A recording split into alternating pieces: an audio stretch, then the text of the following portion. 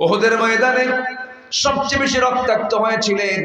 রাসূলকে তারা টার্গেট করেছিল, রাসূলকে তারা দুনিয়া থেকে বিদায় করে দেবে। কাফেররা হাতের মধ্যে পাথর নিয়ে নবীর মাথা বরাবর মেরেছিল। মাথায় ছিল হেলমেটের চিকন ফলা, হেলমেটের চিকন লোহা। নবী কপালের লোহা সেই কপালের হাড়ের মধ্যে গেঁথে গেল। নবীজির মাথা চক্কর মেরে উঠলো। আর একজন কাফের মেরে দিল আরেকটা পাথর, গালের মধ্যে শিরস্ত্রের চিকন লোহা ফলা ঢুকে গেল। আরেকটা আঘাত আসলো মুখের উপর, সামনের সুন্দর দুটি দাঁত ভেঙ্গে পড়ে গেল। একই মুখের ভিতরে তিনটে ইনজুরি, কপালে লোহা, গালে লোহা, সামনের দুটা দাঁত নাই। নবীজি মুখ থুবড়ে পড়ে গেলেন। চতুর্দিকে কাফেররা চিৎকার মেরে বলছে আর বলতেছে, কুতিলা মুহাম্মদ, মুহাম্মদ নিহত, মুহাম্মদ নিহত। এই সংবাদ মদিনার টাউনগুলোতে ছড়িয়ে পড়েছে। ওই মদিনার একজন পাগলি সাহাবী নবীর মৃত্যুর সংবাদ যখন শুনতে পেলেন, ঘর থেকে বের হয়ে আসছেন। এমন সময় একজন মুজাহিদ গিয়ে বলছে, ও মহিলা তুমি কাঁদো কেন? রাসূল নাকি ইন্তেকাল করে, রাসূল নাকি শহীদ হয়েছে।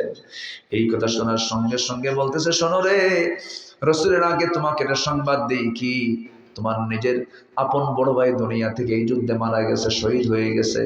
বলতেছে আমার ভাই মারা গেল, আমার দুঃখ নাই। কিছুক্ষণ বয়স আরেকজন বলতেছে, ও মহিলা তুমি কি জানো তোমার কলিজার টুকরা সন্তানটা শাহাদাত বরণ করেছে, এতে আমার কোনো দুঃখ নাই। তুমি কি জানো তোমার প্রাণপ্রিয় স্বামী শাহাদাত বরণ করেছে? মহিলা জবাব দিয়ে বলতেছে, আমার স্বামী গেছে, আমার সন্তান গেছে, আমার ভাই গেছে, আমার কোনো দুঃখ নাই। গোটা দুনিয়ার মানুষ মারা গেল, আমার কোনো দুঃখ নাই। একটাবার আমার কানে শোনায় দাও তো, আমার রাসূল প্রাণে বেঁচে আছেন কিনা। জোরে বলো সুবহানাল্লাহ, জোরে বলো সুবহানাল্লাহ। আমার ভাইরা, আমার নবীজি উহুদের ময়দানে হাইয়ান মাজরুহান জখম হলেন, আহত হলেন। মুখের মধ্যে রক্ত দিয়ে ভরে আছে, মুখটা ভরে আছে রক্তপূর্ণ হয়ে, কপালটা লোহাবিদ্ধ, গালটা লোহাবিদ্ধ। সেই জায়গায় সাইয়েদনা আলী তন্ন তন্ন করে খুঁজে রাসূলকে কোলের মধ্যে তুলে নিয়ে নিরাপদ জায়গায় শোয়া রাখলেন, একটা উঁচু জায়গায় শোয়া রাখলেন। সেই জায়গাটা আজও আছে, আমি মাঝে মাঝে দেখতে যাই। দেখতে গেলে ইমানটা একটু তাজা হয় কিনা বলেন, একটু হলেও তো তাজা হয়। আমরা দেখবো, আমরা সফর করব, জোরে বলি ইনশাআল্লাহ, জোরে বলি ইনশাআল্লাহ, আরো জোরে বলি ইনশাআল্লাহ। রাসূলকে স্বপ্নে দেখার কি শখ হয় না? শখ হয় না? শখ হয় না? আমরা দেখবো, জোরে বলি। বসেন, বেশি রাত তো হয়নি এখনো, বসেন না, একটু সময় বসেন।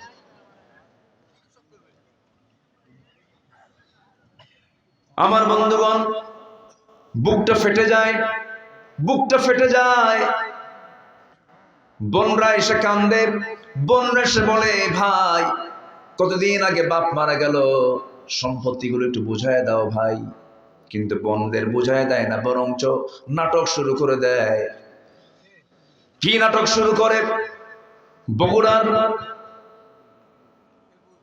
কি না, বগুড়ার হলো কি মিষ্টি, কিসের দই? মহরম আলীর দই, এশিয়ার মিষ্টি। এরপরে দামি দামি কিছু মিষ্টি টিষ্টি নিয়ে এসে মাঝে মাঝে একটু দাওয়াত দিয়ে খাওয়ায়। পাশে বসায় বলে, বোন আমার একটা কথা বলি, মন খারাপ করো নাকি, অংশ নিলে কিন্তু ধ্বংস হয়। এটা কোন হাদিসে আসছে? কোন, এটা কি শয়তান থেকে বর্ণিত না? কিসের থেকে বর্ণিত? একটু গরম পানি দিতে হবে আমার, একটু গরম পানি এটাকে ভরায় দেয় না, গরম পানি নিয়ে আসে। আমার বন্ধুগণ, তাহলে অংশ নিলে ধ্বংস হয় এমন জাতীয় কথা কি ইমানের না, জাহালাতের। মারাত্মক অপরাধ, মারাত্মক অপরাধ, এগুলো করা যাবে না। বোনকে বুঝাইয়া দেব, ভাইকে বুঝাইয়া দেব। এতিমের মাল মেরে খাওয়া চাচা তো আক্কেল পুরে নাই। আসতে বলবেন না, আছে না নাই? ভাই মারা গেছে, ভাতিজা বেঁচে আছি, ভাতিজার সম্পত্তির মালিক হয়ে গেছে, কিন্তু এতিম, সে ছোট মানুষ। সম্পত্তিগুলো, দামি দামি জায়গাগুলো শতক মিল করে, দামি দামি রাস্তার ধারের জায়গাগুলো চাচা দলিল করে দিয়েছে আরেকজনকে। আছে না এরকম? আপনি টেকনিক করে এগুলো মারতেছেন, আল্লাহ টেকনিক করে আল্লাহ আপনাকে জাহান্নাম দিয়ে দিবে। আপনি কৌশল করবেন, আল্লাহ কৌশল করবেন, এমনটা মানুষকে ঠকানো যাবে না। এমন ঠকানো কাজ যারা করবে, আল্লাহ বলছেন বান্দারে হকুল ইবাদ যে তুই ধ্বংস করলি, বান্দার হক তুই যদি নষ্ট করিস, আমি তোকে জাহান্নামে উপর করে ফেলে দেব, আমি তোকে জান্নাত দেব না। তাহলে বোঝা গেল ঈমান যে আমরা এনেছি, সেই ঈমান আনার সঙ্গে সঙ্গে কোনো বান্দার হক নষ্ট করা যাবে না, পিতামাতার হক নষ্ট করা যাবে না। এমন সন্তান আছে নিজের বাপকে থাপড়ায়, আহা আছে না, বাপকে থাপ্পড় মারে বুড়া মানুষ।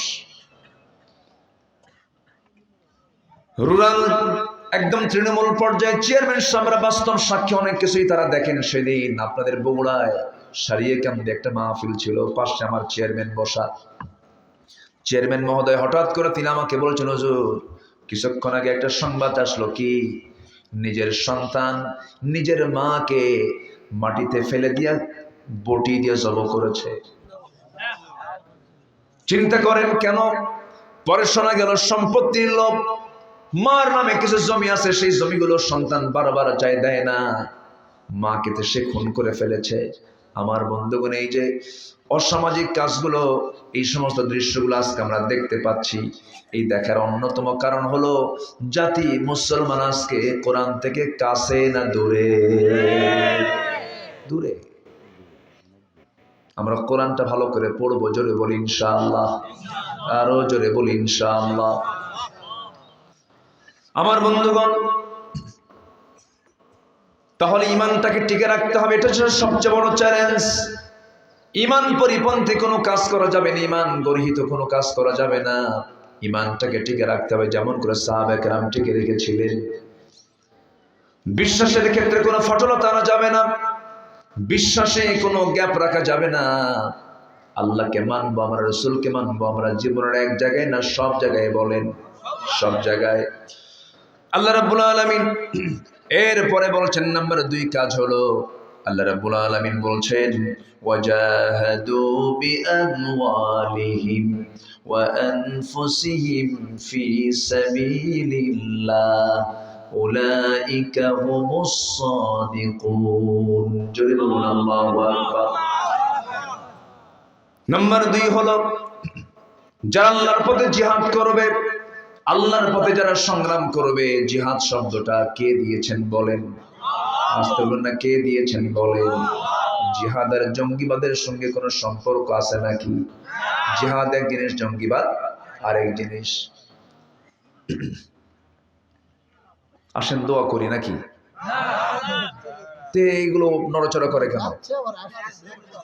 ও এখন তো প্রচন্ড শীত।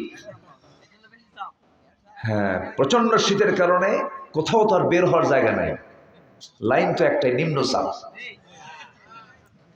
জি, 9টায় উঠতে চেয়েছিলাম আমি, 9টায়, কিন্তু একটু দেরি করে ফেলেছেন আপনারা। বেশি আগে উঠলে আলোচনার পরিবেশ ঠিক থাকে। আলহামদুলিল্লাহ বলেন, একটু জিকির করি লা ইলাহা,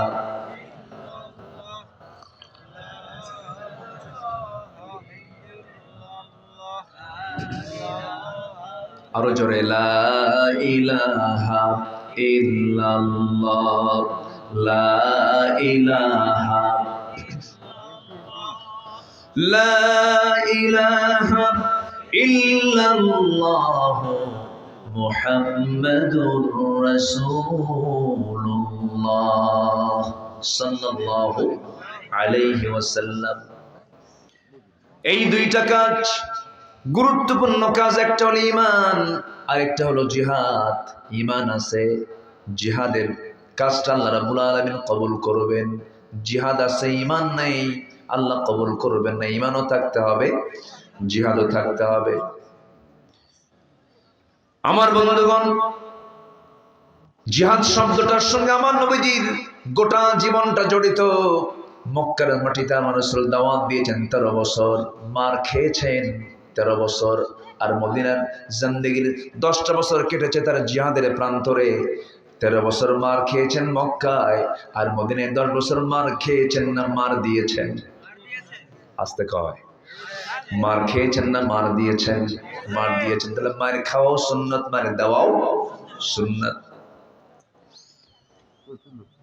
আমার বন্ধুগণ, জিহাদকে অনেকে অবহেলার চোখে দেখেন। জিহাদ শব্দ শুনলেই অনেকে এনকার করেন। জিহাদ শব্দটা শুনলেই কেমন যেন তিনি টাক বাঁকা চোখে তাকেন, এমন ধরনের লোক মনে হয় আমার দেশে নাই। আসতে বলবেন না, আছে না নাই?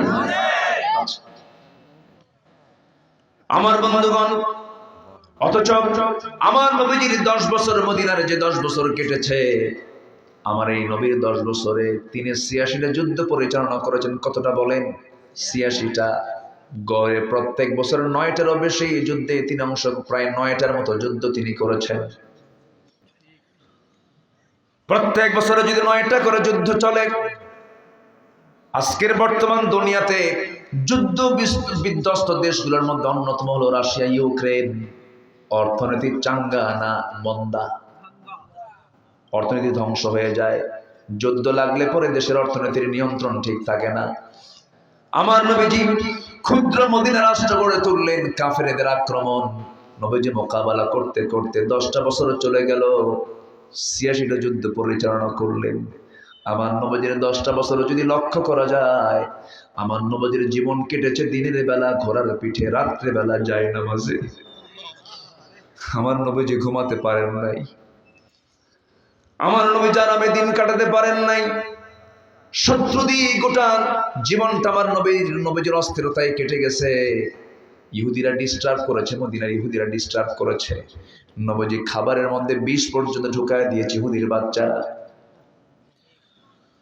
নবীজিকে হত্যার জন্য বহু চেষ্টা করেছে। রাসূলকে দুনিয়া থেকে নিশ্চিহ্ন করার জন্য কত মাস্টার প্ল্যান করেছে। ওই কুরাইশরা প্রথম যখন মক্কা থেকে মদিনায় চলে আসলেন, 2টা বছর যেতে না যেতে দ্বিতীয় হিজরিতে, 1টা বছর যেতে না যেতে দ্বিতীয় হিজরির শুরুর দিকে যেবার রোজা ফরজ হলো, সেই রোজা ফরজের বছর সাহাবায়ে কেরাম মাত্র 16টা রোজা রেখেছেন। রোজা রাখলে পরে শরীরটা দুর্বল হয় কিন্তু ইমানটা তাজা হয়ে যায়।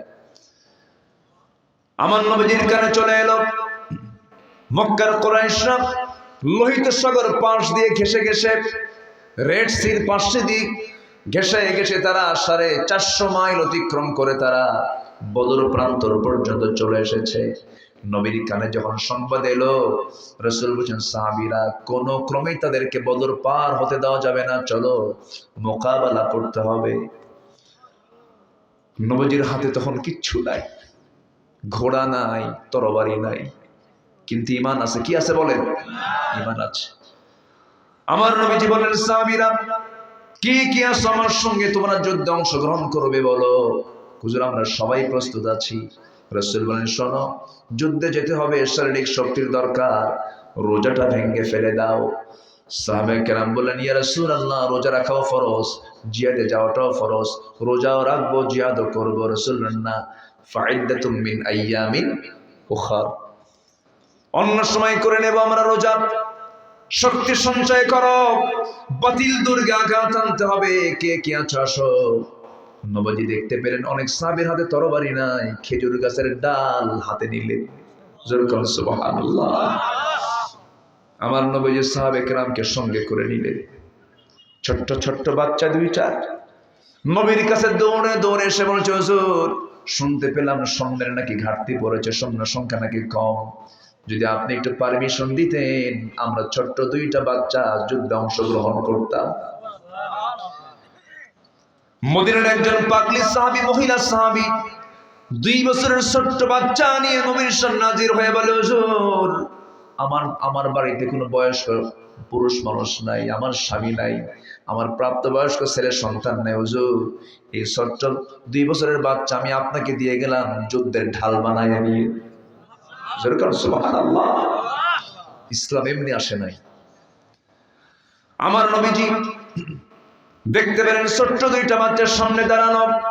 রাসূল বলছেন, কি বলতে চাও বলো। ছোট্ট 2টা বাচ্চা বলে, হুজুর যুদ্ধের পারমিশন চাই, আমরা যুদ্ধে যাবো। রাসূল বলেন, না হবে না। কেন? ফিটনেস নাই, বয়স নাই, তরবারি হাত ধরার মতো শক্তি বাহুবল নাই। সঙ্গে সঙ্গে ছোট্ট 2টা বাচ্চা বলতেছে, হুজুর অন্তত আমাদের 2 জনের মধ্যে যে কোনো একজনকে আপনি অনুমতি দিয়ে দেন। বড়জন বলে, আপনি আমাকে দেন। ছোটজন বলে, আপনি আমাকে দেন। রাসূল বললেন, না, কাউকে দেওয়া যাবে না। এবার বড়জন বলে, হুজুর আমি ওর চাইতে বয়সে বড়, শক্তিতে বড়, আপনি আমাকে দেন অনুমতি। ছোটজন বলে, হুজুর আপনি যদি ওকে অনুমতি দেন আমাকেও দিতে হবে, কারণ ও লম্বাই বেশি বড়, শক্তিতে আমি বেশি বড়। নবীজি খুব খুশি হয়ে গেলেন, দুজনকে বলেন লাগাও কুস্তি দেখি। দুজন কুস্তি লাগিয়ে দিয়েছে, বড়জন ছোটজনকে নিচে ফেলে দিয়েছে। ছোটজন বড় ভাইয়ের মাথাটা টেনে ধরে কানের মধ্যে মুখ ঢুকায় বলে, ভাই তুই তো আমার চাইতে বয়সে বড়, তোর শক্তিও বেশি, একসঙ্গে খাই ঘুমাই, কিন্তু আমি আশ্চর্য হয়ে যাচ্ছি তুই আজকে আমার একা ফেলে কেমনে যাবি? তোর গায়ের শক্তি কমায় দে, তোর বুকুর উপর উঠে একটাবার রসুলকে দেখায় দে, আমার শক্তিও কম নয়। নবীজি অভিনয়টা বুঝতে পারলেন, ছোট্ট দুইটা বাচ্চাকে কোলের মধ্যে নিয়ে আকাশের দিকে তাকায় বলছে, আল্লাহ এদের গায়ের জোর নাই কিন্তু ইমানের জোর আছে। দুজনকে পারমিশন দিয়ে দিলেন। 311 জন ছিল, 313 জন সাহাবী হয়ে গেলেন। ছোট্ট ছোট্ট বাচ্চা দুইটাও চলে গেছে, 11 বছর 13 বছর। বদর প্রান্তরে গিয়ে যখন দাঁড়াইছে, সবার সামনের কাতারে ছোট্ট দুইটা বাচ্চা। এক সাহাবীকে ডাক দিয়ে বলো, চাচা আবু জেল কই? সুবহানাল্লাহ বলবেন। মানুষটা ছোট কিন্তু হিম্মত বড়, সাহসটা বড়। সাহাবী আশ্চর্য হয়ে যাচ্ছে, বলতেছ শিশু বাচ্চারা তোমরা আবু জেল দিয়ে কি করবা? ছোট্ট দুইটা বাচ্চা বলতেছে, শুনেছি আবু জেল নাকি রাসূলকে খুব কষ্ট দিত, খুব নাকি জ্বালাতন করত, খুব নাকি অত্যাচার করত। আজকে আমরা কারো বিরুদ্ধে যুদ্ধ করতে আসি নাই, আবু জেলকে আজকে মেরে না যাওয়া পর্যন্ত আমরা থামবো না। শুধু দেখায় দেন আমাদেরকে। ওই সাহাবী ছিলেন আব্দুল্লাহ ইবনে মাসউদ রাদিয়াল্লাহু তাআলা আনহু।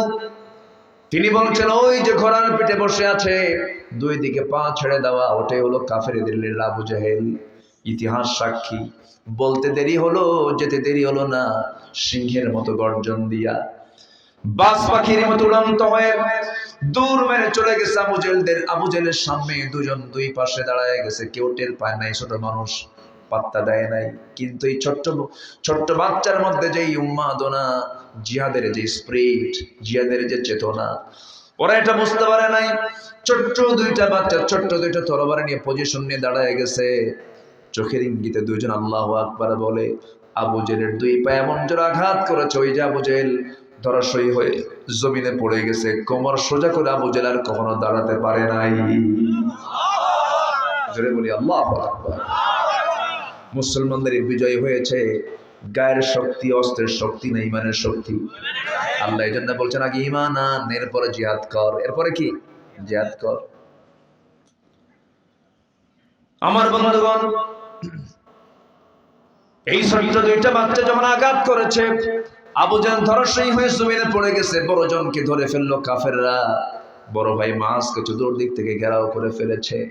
পিছন থেকে একজন তরবারির একটা আঘাত যখন বড় ভাই মাসের ডান হাতে যখন মেরে দিয়েছে, এক আঘাতে তার হাত থেকে তরবারি ঝনঝন করে পড়ে গেল। চামড়ার সঙ্গে ডান হাতটা জ্বলতেছে, দুলতেছে। যুদ্ধ করবেন কেমনে? দৌড় মেরে চলে গেলেন তরবারির কাছে, চট করে বাম হাতে তুলে নিয়ে যুদ্ধ চালাতে লাগলেন। বাম হাতে তরবারি চালাতে গিয়া চামড়ার সঙ্গে জ্বলে থাকে হাতটা এসে বাম হাতে ধাক্কা খায়, ডিস্টার্ব হয় মনে করে ডান হাত জ্বলন্ত হাতটা বাম পায়ের তলাটাকে এত জোরে টান মারলেন, হাতটা ছিটকে পড়ে গেছে। বাম হাতে যুদ্ধ করতে করতে বাম হাতও কেটে ফেলে দিয়েছে। দুটা হাত নাই, তরবারি পড়ে আছে, সামনে টিমের মতো সামনে দাঁড়ানো। একজন কাফের এসে মাথা বরাবর, মস্তক বরাবর মেরে দিয়েছে, মস্তকটা ছিটকে পড়ে গেছে। মাস দুনিয়া থেকে বিদায় হয়ে গোটা দুনিয়ার সমস্ত মুসলমানদেরকে জানান দিচ্ছিল, ও দুনিয়ার মুসলমানেরা, আল্লাহর জমিনে দিন কায়েমের জন্য জিহাদ করে জীবনটা আল্লাহর পথে এমন করে অকাতরে বিলীন করে দিতে হয়। জোরে বলুন সুবহানাল্লাহ, আরো জোরে বলুন সুবহানাল্লাহ। ওই বদর যুদ্ধে উবাইদ ইবনুল জাররাহ রাদিয়াল্লাহু তাআলা আনহু যুদ্ধের ময়দানে নিজের বাপকে দেখতে পেলেন। বাপকে দেখে তরবারি গুটায়া বাবার সামনে থেকে ফিরে আসলেন। চোখে তার পানি চলে আসলো, হারে বাবার কোলে মানুষ হয়েছি। দয়া মায়া কাজ করলো। কিছুক্ষণ পরে মনে মনে চিন্তা করছেন, না না না না, আমি আমার বাপকে কেন আজকে ছেড়ে দেবো? সে তো আমার বাপ হতে পারে নবীর দুশমন। আল্লাহু আকবার বলে। আমার নবীর বিরুদ্ধে যুদ্ধ করতে আসছে, সে তো আমার দুশমন, সে আমার নবীর দুশমন। বাপকে বাপ না মনে করে আবার তরবারিটা গুটানো তরবারি আবার কোষমুক্ত করে বাবার দিকে সিংহের মতো গর্জন দিয়া বাপকে বাপ না মনে করে শিরকের প্রতীক মনে করে গর্দান বরাবর তরবারি হাঁকায়া দিলেন। গর্দানটা ছিটকে পড়ে গেল। সাহাবে কেরাম আল্লাহু আকবার বললেন। ওবাইদার মন খারাপ।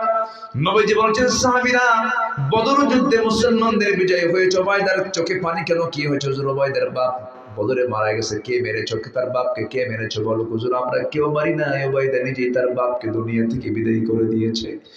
আমার নবীজি দুটো হাত সামনের দিকে আগায় নিয়ে বলছেন, ওবাইদা এইদিকে আয়, এইদিকে আয়।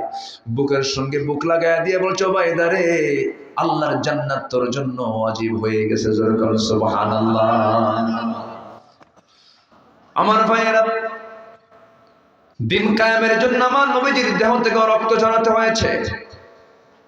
সবচেয়ে বেশি রক্ত ঝরিয়েছেন যেই ময়দান, সেই ময়দানটা উহুদের ময়দান। আমি যতবার মক্কায় যাই, যতবার মদিনায় যাই, মদিনায় গেলে পরেই আমার মন এক নম্বর হলো রাসূলের কবর, আর নাম্বার সেকেন্ড হলো আমার মন চলে যায় উহুদের দিকে। আমি উহুদে যাব, একটু উহুদে চলে যাই। ৭০ জন মুজাহিদ, ৭০ জন শুহাদায়ে উহুদ সেখানে শুয়ে আছেন। সাইয়্যিদুশ শুহাদা আমির হামজাও সেখানে শুয়ে আছেন। আল্লাহু আকবার। আমার নবীজি মাঝে মাঝে যেতেন আর বলতেন, সাহাবীরা, উহুদ পাহাড়ে যে 12 মাইল লম্বা উহুদ পাহাড়, এই উহুদ পাহাড়কে আমি রাসূল খুব ভালোবাসি। উহুদ পাহাড় আমি রাসূলকে আমাকে খুব উহুদ পাহাড়ও ভালোবাসে। জোরে বলেন সুবহানাল্লাহ। আমার নবীজি যখন মারা যাবেন তখন উহুদ পাহাড়কে দেখে দেখে মারা গেছেন। কি পাহাড়কে দেখে দেখে? উহুদ পাহাড়কে দেখে দেখে মারা গেছেন। আমার নবীজি উহুদের ময়দানে সবচেয়ে বেশি রক্তাক্ত হয়েছিলেন। রাসূলকে তারা টার্গেট করেছিল, রাসূলকে তারা দুনিয়া থেকে বিদায় করে দেবে। কাফেররা হাতের মধ্যে পাথর নিয়ে নবীজির মাথা বরাবর মেরেছিল। মাথায় ছিল হেলমেটের চিকন ফলা, হেলমেটের চিকন লোহা। নবী কপালের লোহা সেই কপালের হাড়ের মধ্যে গেঁথে গেল। নবীজির মাথা চক্কর মেরে উঠলো। আর একজন কাফের মেরে দিল আরেকটা পাথর। গালের মধ্যে শিরস্ত্রের চিকন লোহা ফলা ঢুকে গেল। আরেকটা আঘাত আসলো মুখের উপর, সামনের সুন্দর দুটি দাঁত ভেঙ্গে পড়ে গেল। একই মুখের ভিতরে 3টে ইনজুরি, কপালে লোহা, গালে লোহা, সামনের দুটো দাঁত নাই। নবীজি মুখ থুবড়ে পড়ে গেলেন। চতুর্দিকে কাফেররা চিৎকার মেরে বলছে আর বলতেছে, কুতিলা মুহাম্মদ, মুহাম্মদ নিহত, মুহাম্মদ নিহত। এই সংবাদ মদিনার টাউনগুলোতে ছড়িয়ে পড়েছে। ওই মদিনার একজন পাগলি সাহাবী নবীর মৃত্যুর সংবাদ যখন শুনতে পেলেন, ঘর থেকে বের হয়ে আসছে। এমন সময় একজন মুজাহিদ গিয়ে বলছে, ও মহিলা, তুমি কাঁদো কেন? রাসূল নাকি ইন্তেকাল করে, রাসূল নাকি শহীদ হয়েছেন। এই কথা শোনার সঙ্গে সঙ্গে বলতেছে, শোনো রে, রাসূলের আগে তোমাকে একটা সংবাদ দিই, কি তোমার নিজের আপন বড় ভাই দুনিয়া থেকে এই যুদ্ধে মারা গেছে, শহীদ হয়ে গেছে। বলতেছে, আমার ভাই মারা গেল, আমার দুঃখ নাই।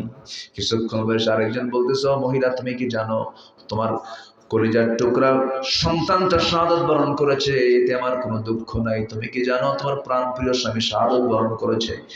মহিলা জবাব দিয়ে বলতেছে, আমার স্বামী গেছে, আমার সন্তান গেছে, আমার ভাই গেছে, আমার কোনো দুঃখ নাই। গোটা দুনিয়ার মানুষ মারা গেল, আমার কোনো দুঃখ নাই। একটাবার আমার কানে শোনায় দাও তো, আমার রাসূল প্রাণে বেঁচে আছেন কিনা। জোরে বলো সুবহানাল্লাহ, জোরে বলো সুবহানাল্লাহ। আমার ভাইরা, আমার নবীজি উহুদের ময়দানে হাইয়ান মাজরুহান জখম হলেন, আহত হলেন। মুখের মধ্যে রক্ত দিয়ে ভরে আছে, মুখটা ভরে আছে রক্তপূর্ণ হয়ে, কপালটা লোহাবিদ্ধ, গালটা লোহাবিদ্ধ। সেই জায়গায় সাইয়েদনা আলী তন্ন তন্ন করে খুঁজে রাসূলকে কোলের মধ্যে তুলে নিয়ে নিরাপদ জায়গায় শোয়া রাখলেন, একটা উঁচু জায়গায় শোয়া রাখলেন। সেই জায়গাটা আজও আছে। আমি মাঝে মাঝে দেখতে যাই। দেখতে গেলে ইমানটা একটু তাজা হয় কিনা বলেন? একটু হলেও তো তাজা হয়। আমরা দেখবো, আমরা সফর করবো। জোরে বলি ইনশাআল্লাহ, জোরে বলি ইনশাআল্লাহ, আরো জোরে বলি ইনশাআল্লাহ। রাসূলকে স্বপ্নে দেখার কি শখ হয় না? শখ হয় না? শখ হয় না? আমরা দেখবো। জোরে বলি